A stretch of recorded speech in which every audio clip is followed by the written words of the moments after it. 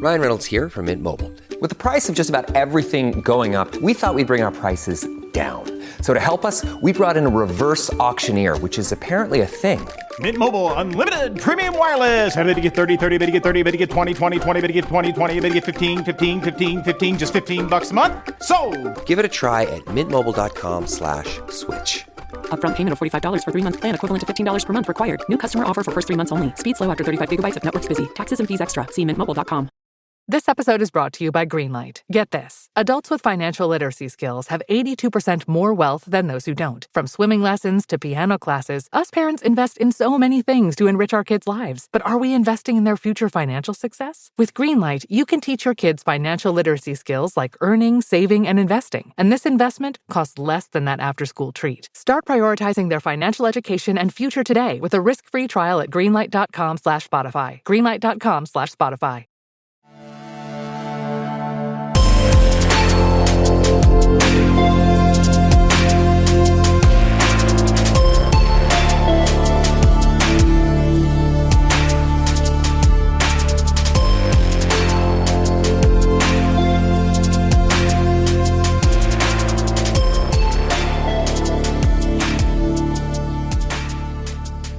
Olá pessoal, bem-vindos a mais episódio Mil Crimes. Eu sou a Bruna e este é um mini episódio. O único recado que eu tenho em relação ao caso de hoje, que é super pesado e ele envolve abuso sexual infantil, morte de criança, tentativa de suicídio também. Então fica aqui o aviso de gatilho. Eu sei que muita gente não escuta quando envolve morte de criança, então não precisa escutar, pode pular este episódio. Então, bora para o caso de hoje.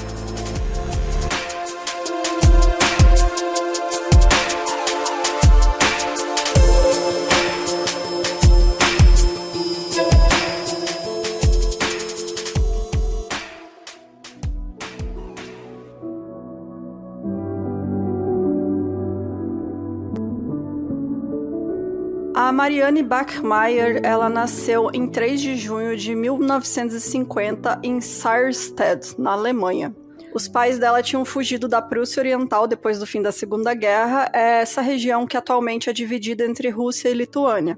A mãe dela era de uma família aristocrática que tinha perdido a fortuna depois da guerra, e o pai dela era um ex-soldado nazista da Waffen-SS, que é o ramo militar da SS, né, que era a força aí policial nazista. E a Waffen-SS foi a agência de segurança e vigilância do Partido Nazista. Então, os membros eram responsáveis por basicamente colocar em prática todas as atrocidades da ideologia nazista durante o regime. Eles começaram assim como o Esquadrão da Morte, né, o braço direito do Hitler, depois expandiu aí para uma organização maior, mas era a organização paramilitar do partido. E aí, por isso, não é de se espantar, né, que o pai da Marianne era o estereótipo do homem conservador, autoritário e muito violento, já que, afinal, ele era literalmente um nazista, né? Então, desde que a guerra tinha acabado, ele bebia muito, ele passava a maior parte do tempo no bar, perto da casa da família, e quando ele estava no bar, tinha paz em casa. Quando ele estava em casa, a Marianne, os irmãos e a mãe sofriam abusos físicos e verbais cometidos por ele. Eventualmente, a mãe dela se divorciou, mas se casou novamente, e seu novo marido, apesar de não ter esse vício em álcool, era igualmente autoritário e violento. A Marianne mostrava sua rebeldia se recusando a chamá-lo de papa, né, como seria em alemão. Não chamava ele de papai, chamava ele de tio Paul. Era a forma dela de protesto aí, de que ela não reconhecia ele como uma figura paterna. Ao chegar na adolescência, ela também não obedecia à ordem de não poder sair de casa depois das 8 horas da noite. Ela era, assim, bem rebelde, né? Tinha os motivos dela para ser, afinal, era uma família extremamente autoritária. Então ela esperava todo mundo ir dormir pra escapar e sair com o menino que ela tava namorando escondido. Esse padrasto dela, inclusive, ele era obcecado com o jardim da casa e ele, desde que ela era criança, e ele proibia ela de brincar no jardim. Ela não podia brincar no jardim da própria casa, que ele cuidava muito do jardim dele. Ele era obcecado com o jardim e não queria uma criança destruindo, né? Palavras dele. Então, era essa vida aí de violência, né, que a Marianne cresceu. Esse namoro com um menino da idade dela, resultou em uma gravidez indesejada, né? Quando ela tinha apenas 16 anos. Acontece muito, né, em famílias que são muito conservadoras, que são muito estritas. Gente, sexo faz parte da vida. Adolescente está se descobrindo sexualmente. Então, quando os adolescentes começam a namorar... Estou falando isso em relações entre adolescentes, tá, gente? Quando aí tem um adulto na equação, aí já é diferente, porque já não é namoro, né? É grooming, é abuso. Mas, enfim, quando adolescentes estão ali se relacionando, é super importante as famílias darem esse apoio, esse suporte e conversar com eles, né, sobre sexo, sobre prevenção a doenças sexualmente transmissíveis e também a gravidez. Mas aqui a gente tá falando de outra época, claro, mas eu trazendo essa conversa para hoje em dia. Então, assim, a gente vê muitos casos de meninas, família extremamente conservadora, que não tem, né, essa instrução aí de educação sexual em casa. Na escola, é uma roleta russa, às vezes você tem, às vezes você não tem, e acaba que muita menina acaba aí ou contraindo uma doença, ou ficando grávida, justamente por não ter essas instruções. Então, proibir não adianta nada, a gente sabe disso. É preciso ter, né, essa orientação. Enfim, sempre importante falar disso. Mas, voltando ao caso, a Mariane acabou grávida aos 16 anos. Quando a mãe e o padrasto descobriram que ela estava grávida, ela foi expulsa de casa. E ela precisou morar em um abrigo para mulheres que eram mães solo, que nessa época era algo muito comum, porque eram mulheres que eram isoladas e escondidas da sociedade, porque era algo visto, sim, extremamente com maus olhos, né? Então, as pessoas tinham vergonha de ter uma mãe solo na família, então essas mulheres eram enviadas para esses abrigos. Ou muitas paravam lá, como o caso da Mariane, porque tinham sido expulsas de casa, abandonadas, enfim. O namorado e pai dessa criança, que também era adolescente, né, bom lembrar, ele até falou em se casar com ela, ele comentou com o pai dele que queria comprar um anel de casamento, mas ele foi desencorajado pela própria família. Então, a família dele falou, não, esquece a menina, abandona ela que se vire com a criança, e a Mariane ficou à própria sorte. A Mariane, então, entregou essa filha para adoção, e tentou seguir com a vida, né? Ela sabia que ela não tinha condições de ficar com essa criança, ela ainda estava ali vivendo um abrigo, então ela colocou a menina para adoção. E aí, aos 18 anos, ela começou a namorar outro jovem. Algumas fontes dizem que ela já tinha voltado para casa da mãe, outros dizem que ela conseguiu se virar morando em abrigos, né? Enfim, casas de mulheres, né? Você aluga um quarto, enfim. Não consegui confirmar nenhuma dessas coisas. O fato é que ela, aos 18 anos, começou a namorar outro jovem e, novamente, acabou ficando grávida. Dessa vez, o pai da criança nem casa tinha, ele não tinha família, ele morava em imóveis abandonados, que ele ia mudando com o tempo. Não sei também, não tenho informação de que se ela sabia ou não dessa situação dele, mas é irrelevante. Ele inicialmente apoiou a Mariane na gravidez, até que pouco antes, né, dela parir esta filha deles, ela foi visitar ele na casa que ele estava morando temporariamente, né, que estava abandonada, e ao chegar lá, ele já não estava mais.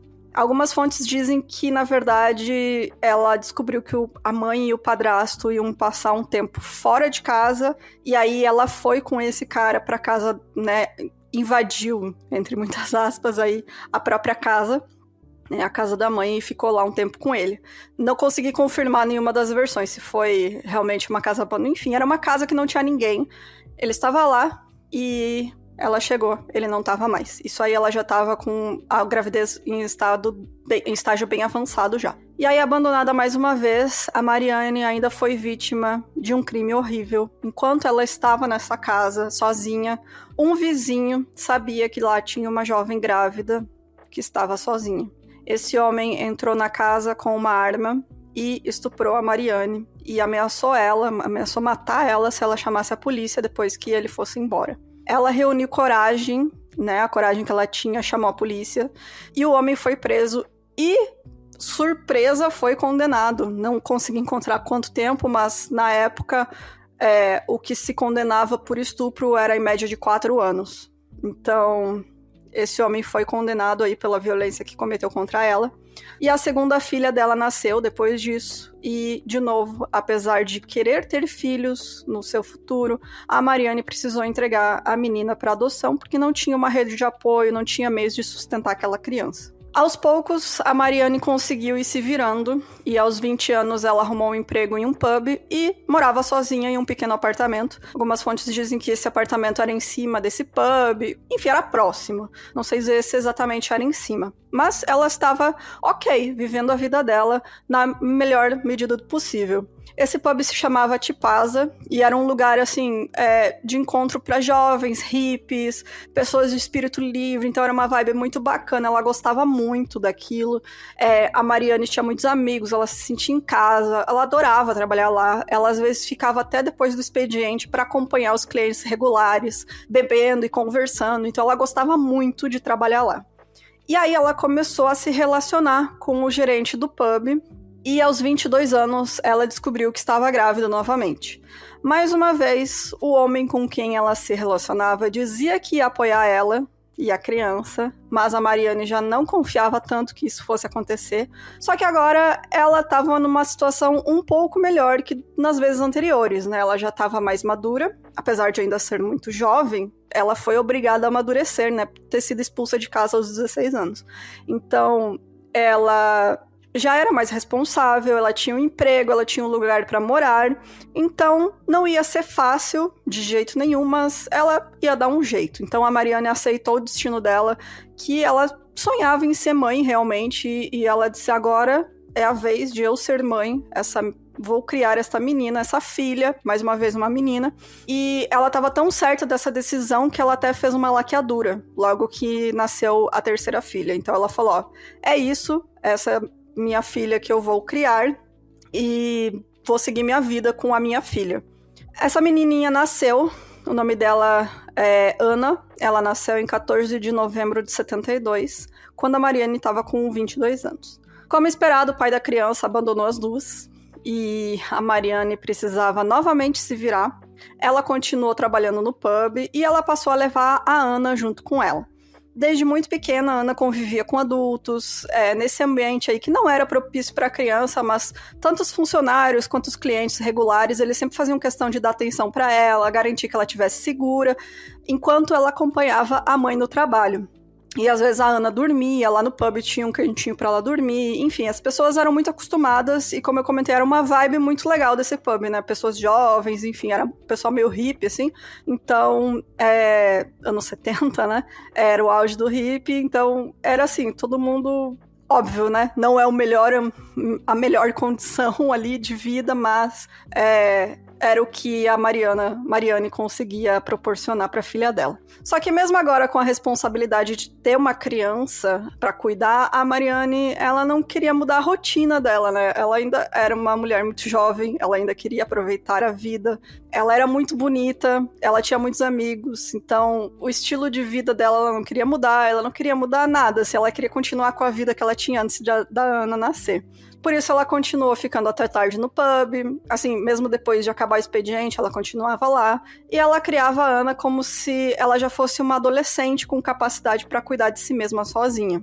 Eu acho que a minha única crítica para a Mariane é essa, e só que eu entendo que ela estava fazendo o melhor dela. Com certeza não era de propósito, eu acho que por ser uma mulher que passou por tanto em tão pouco tempo de vida, todos os relacionamentos masculinos da vida dela, né, foram tóxicos, literalmente todos, do pai ao padrasto, os relacionamentos que ela teve ali amorosos. Então, ela foi obrigada a amadurecer, a se virar, a aprender a se virar sozinha, e eu acho que ela projetou isso também na própria filha, né? Se ela teve que fazer, era natural que a filha também fizesse, e não por maldade. Realmente, eu acho que era uma coisa que ela nem parava pra pensar nisso. Então, a Ana, na maioria das vezes, tinha que acordar, fazer o próprio café da manhã, se arrumar para ir para a escola. E então, apesar de ser uma época que as pessoas agiam assim com crianças, né, de deixar a criança mais livre, era num nível que era muito mais que qualquer outra pessoa acharia normal, né? Então você, nessa época, era acostumado a ver criança solta pela rua, se virando, enfim, tipo, a criança saía, os pais não sabiam onde ia, mas no caso da Ana era um nível muito maior, porque ela que se arrumava para ir pra escola sozinha, e ela era muito criancinha ainda. Então, é isso, né? A Mariane chegava em casa nas primeiras horas do amanhecer, né? Porque ela trabalhava até tarde, e só acordava bem mais tarde. Por conta disso, a Ana tinha muitas faltas na escola, porque às vezes ela não acordava e a mãe também não acordava ela. Ela era acostumada a andar sozinha pela rua, isso tudo quando ela tinha ali por volta dos 7 anos de idade. A Mariane sabia que não era justo nessa vida que ela fazia a Ana levar, esperando que uma criança tenha a responsabilidade de um adulto. Então, por mais que ela tivesse tomado a decisão de criar a Ana, a Mariane estava começando a se preparar para entregar ela para adoção, para um casal que ela conhecia. Então, ela estava realmente começando aí a dar os passos para entregar a Ana aí para uma família que pudesse dar melhores condições de vida para ela que ela pudesse ser uma criança, né? Ter a infância dela. Mas antes que isso acontecesse, em 5 de maio de 1980, quando a Ana tinha 7 anos, ela teve uma discussão com a mãe de manhã e decidiu que por isso ela não ia para aula naquele dia. Enquanto a Mariane dormia, depois do seu turno de trabalho na madrugada, a Ana saiu para visitar uma amiga. Mas quando ela chegou na casa da amiga, essa amiga já tinha ido para a escola, e por isso a Ana ficou perambulando pelas ruas próximas de casa, como ela era acostumada a fazer de vez em quando. Foi aí que um homem abordou ela. Esse homem de 35 anos se chamava Klaus Grabowski, e ele trabalhava como açougueiro, morava perto da casa dela e já tinha frequentado o pub algumas vezes. Então, possivelmente, a Ana já tinha visto ele. E ela estava acostumada a conversar com pessoas adultas, né? Então, ela não achou estranho o Klaus conversando com ela, e ele convidou ela para ver os gatos que ele tinha na casa dele. E ela, como uma criança, inocentemente aceitou. O Klaus manteve a Ana em sua casa e abusou dela durante horas, até que ele decidiu assassinar ela usando as meias calças de sua noiva para estrangular o pescoço dela. Depois de matar ela, ele amarrou o corpo da menina e colocou em uma caixa de papelão e largou essa caixa na margem de um canal. O Klaus não era um abusador de primeira viagem, ele já tinha sido condenado anteriormente pelo abuso sexual de 2 meninas. E também ele tinha abusado até da própria filha de 8 anos de idade e perdeu a guarda dela por conta disso. Então, a condenação dele em 76 por esses abusos aí de outras 2 meninas veio com 2 alternativas. Então, ele literalmente foi condenado, considerado culpado. E aí ele teve 2 alternativas. Ou ele cumpria a pena por tempo indeterminado enquanto recebia acompanhamento psiquiátrico, ou ele aceitava passar por uma castração química, que era a política do país naquela época, né, da Alemanha. A Alemanha Ocidental, no caso aqui, né, porque ainda nessa época aí estava dividida, então tudo isso aconteceu na Alemanha Ocidental. E se ele aceitasse passar pela castração química, ele ia ser liberto imediatamente, depois desse procedimento, e obviamente ele escolheu a segunda opção. Já em liberdade, alguns anos depois, o Klaus conseguiu na justiça o tratamento hormonal para reverter essa castração química.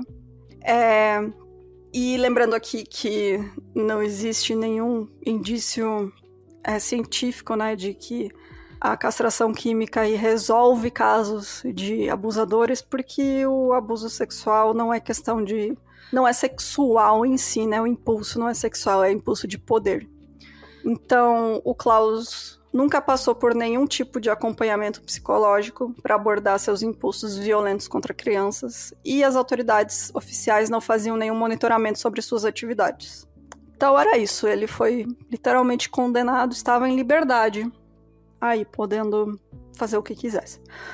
No dia seguinte, depois que assassinou a Ana e descartou o seu corpo na margem de um canal, o Klaus confessou tudo para a noiva dele. Ele deu detalhes sobre o que tinha feito, descreveu tudo, e ela imediatamente entrou em contato com a polícia e entregou ele. Confrontado pelos policiais, o Klaus confessou ter matado a Ana. Enquanto isso, a Mariane estranhou o atraso da filha para voltar para casa naquela tarde, mas ela só começou a se preocupar de verdade horas depois. Ela achava que a filha estava de birra com ela pela briga que elas tiveram mais cedo e por isso tinha ficado na casa de alguma amiga. Mas conforme o tempo passava, a Mariane se viu obrigada a enfrentar essa realidade de que a filha estava desaparecida. Ela contatou a polícia e eles até fizeram umas buscas, assim, mas nada sério. Eles achavam que a Ana podia estar só se escondendo. Então eles foram na casa de amigos, percorreram as ruas, enfim. Isso até o dia seguinte, né, que a Mariane recebeu a pior notícia da vida dela. Preso, o Klaus admitia ter matado a Ana, mas ele negava que tivesse abusado dela. E ele também tentava justificar o assassinato de uma criança de 7 anos. Ele disse que ela é quem tinha seduzido ele, e depois de negar os seus avanços, ela teria tentado chantagear ele, dizendo que contaria para a mãe que ele a tocou de modo inapropriado. Quando a Mariane foi informada do depoimento do Klaus, ela ficou enfurecida. Era inadmissível que o homem que abusou e assassinou a sua filha de apenas 7 anos estivesse tentando botar a culpa na criança pelos seus atos. O Klaus ficou preso por 1 ano, aguardando julgamento. A defesa dele seria de que ele estava com os hormônios desbalanceados por conta do tratamento que ele estava fazendo para reverter essa castração química, e por isso ele teria perdido o controle. E além disso, os advogados iam tentar enquadrar parte da culpa na Mariane, pela Ana estar perambulando sozinha pela rua. Então, eles estavam culpabilizando uma criança pela própria morte, e a mãe dela, né? E pelo abuso sexual sofrido pelas mãos de um pedófilo convicto. A Mariane passou os 2 primeiros dias de julgamento ouvindo a defesa argumentar tudo isso.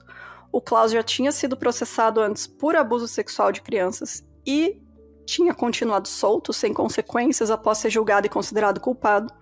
E a Mariane não confiava no sistema de justiça e também sentia que poderia vingar não só a morte da filha, mas também os abusos que ela sofreu a vida inteira, né? Então, o 3º dia de julgamento ia ser marcado pelo depoimento do Klaus e a defesa dele de que a criança tinha tentado seduzir ele.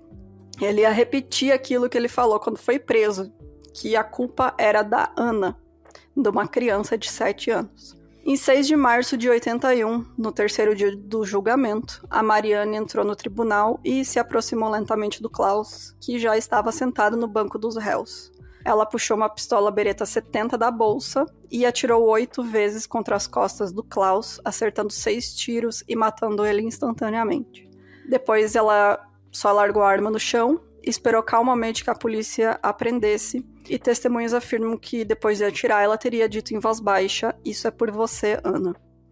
O ato de vingança da Mariane tornou esse caso famoso instantaneamente. Ele se tornou o caso mais famoso de vigilante da Alemanha e um dos mais conhecidos do mundo. Vigilante, né, quando a pessoa faz a justiça com as próprias mãos. Então, enquanto estava presa, aguardando a promotoria decidir quais acusações faria contra ela, a Mariane vendeu a história dela para uma revista para pagar os custos de sua defesa. Essa revista lançou, assim, em vários artigos, né? Toda a história dela foram, se eu não me engano, uns 15 ou 17 edições que saíram com a história inteira de vida da Mariana. Ela recebeu presentes, recebeu dinheiro de pessoas do país inteiro que apoiaram a decisão dela de agir por conta própria, e essas pessoas diziam que no lugar dela fariam o mesmo. Só que depois que a história dela, da vida dela, começou a se espalhar e ser conhecida, a opinião pública começou a mudar um pouco. A Mariane não era aquela imagem da mãe santa e inocente, em busca de vingança, que as pessoas queriam, né, que desejavam ter essa santificação da mulher que vingou a morte da filha. As pessoas julgaram ela por negligenciar a filha, ser mãe solo e trabalhar em um pub. Então, principalmente por ser mãe solo, ela foi muito julgada. Elas questionaram por que a Ana ficava tão sozinha e culparam a Mariane tanto quanto o Klaus, que era o assassino de sua filha. So good, so good, so good.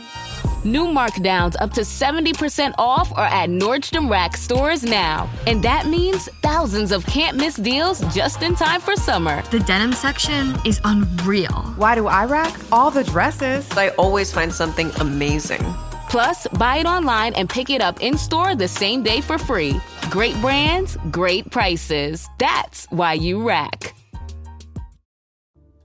E é aquela coisa, né? Na hora de ajudar, ninguém tá aí. Na hora de cobrar, todo mundo cobra. Então, ainda assim, ela conseguia ter muito apoio popular, e aí a promotoria tinha decisões difíceis a fazer, né? Porque realmente é um caso de comoção pública. Apesar de tudo, ela cometeu um assassinato, precisava ser julgada por isso, né? Ela matou uma pessoa. Então, né, precisava ter um julgamento, até para ser um exemplo aí para não acontecer de novo. A Mariane passou por um período de depressão enquanto esteve presa. O médico que a acompanhava afirmou que ela estava em risco de cometer suicídio, independente se fosse solta ou não. Então foi bem difícil para ela. Mesmo confirmando que ela tinha conseguido a arma há algum tempo com um cliente do bar, do pub, os promotores eles acharam que ia ser muito difícil provar e convencer um júri a condenar ela por homicídio culposo. Porque ela dizia que ela estava com a arma há algum tempo, ela andava com a arma há algum tempo, e aí, quando ela chegou naquele dia, ela decidiu na hora assassinar o Klaus, porque ele ia falar da Anne do mesmo jeito, da Ana, né? Do mesmo jeito que tinha falado no depoimento dele. Então, ela disse que foi algo do momento, o que eu duvido muito, mas não vou julgar. A promotoria abandonou a acusação de homicídio culposo por conta disso e trocou pela de homicídio doloso, além do porte ilegal de arma. O julgamento da Mariane durou 28 dias. Em 2 de março de 83, ela foi condenada por homicídio doloso e posse ilegal de arma. Ela foi sentenciada a 6 anos de prisão, mas foi solta depois de cumprir apenas 3 anos. Depois que ela estava solta, começaram até a sair alguns depoimentos, assim, que óbvio que ela tinha planejado aquilo, porque até ela comenta que queria ter atirado nele de frente, mas não ia ter essa oportunidade, então atirou nas costas. Teve uma amiga também que comentou em um documentário que saiu em 2006 que ela viu a Mariane treinando tiro ao alvo no porão do pub. Então, ela foi preparada aquele dia. Logo depois que ganhou a liberdade, a Mariane se casou com um professor de alemão e os dois foram morar na Nigéria, onde ele dava aula. A Mariane disse que não conseguia mais viver na Alemanha, ela queria apenas seguir sua vida e não conseguiria fazer isso em sua cidade, porque tudo lembrava da Ana, a cidade que ela morava, né, que era Lübeck. Em 1990, ela se divorciou e foi morar sozinha em Palermo, na Itália, onde ela trabalhou em uma clínica de cuidados paliativos para pacientes terminais. E alguns anos depois, ela foi diagnosticada com câncer no pâncreas, já em estado avançado. A Mariane já tinha dito que queria ser enterrada ao lado da Ana, e sabendo que agora tinha pouco tempo de vida, ela voltou para Lübeck em 96. E ela convidou o jornalista Lucas Maria Bomer, do canal NDR, para documentar suas últimas semanas de vida com câncer em estágio terminal. Em 17 de setembro de 96, a Mariane morreu aos 46 anos de idade. Super, super nova. E, como eu comentei, esse caso ficou muito famoso. Tem vários filmes e documentários que foram feitos contando a história de vingança da Mariane. Teve peça de teatro também, ainda lá nos anos 80, que foi feita. E, inclusive, tem uma cena que as pessoas atribuem como sendo a cena de ela matando o Klaus, né? Como se fosse real, mas não é. É a cena de um desses documentários ou filmes. São 3 filmes, né, que fizeram sobre o caso. Se eu não me engano, a cena que viralizou e continua viralizando frequentemente nas redes sociais é de um desses filmes. Então, se você vê por aí essa filmagem que é de uma mulher puxando uma pistola e atirando, e a descrição é a história da Mariane, essas não são imagens reais, não existem registros reais de imagens desse acontecimento. É uma recriação. Mas é isso, gente. Queria trazer para vocês, porque esse caso realmente é muito marcante e é um caso que sempre é lembrado, né? E, né, que traz aí esses questionamentos de uma pessoa que nunca foi amparada, né? E também de como a leniência da justiça pode levar a tragédias muito maiores porque ações não foram tomadas mais cedo. E é isso. Se você tiver qualquer sugestão de caso, manda pra gente no e-mail 1001crimes@gmail.com. Se você tiver histórias de medinhos. Pode mandar no milmedinhos@gmail.com. E se você quiser nos apoiar, entra lá no site milcrimes.com.br. Vai ter vários jeitos de você contribuir com o podcast e também acompanhar as gravações ao vivo e ouvir os episódios exclusivos de apoiadores. Então, gente, beijinhos, até semana que vem. Tchau, tchau.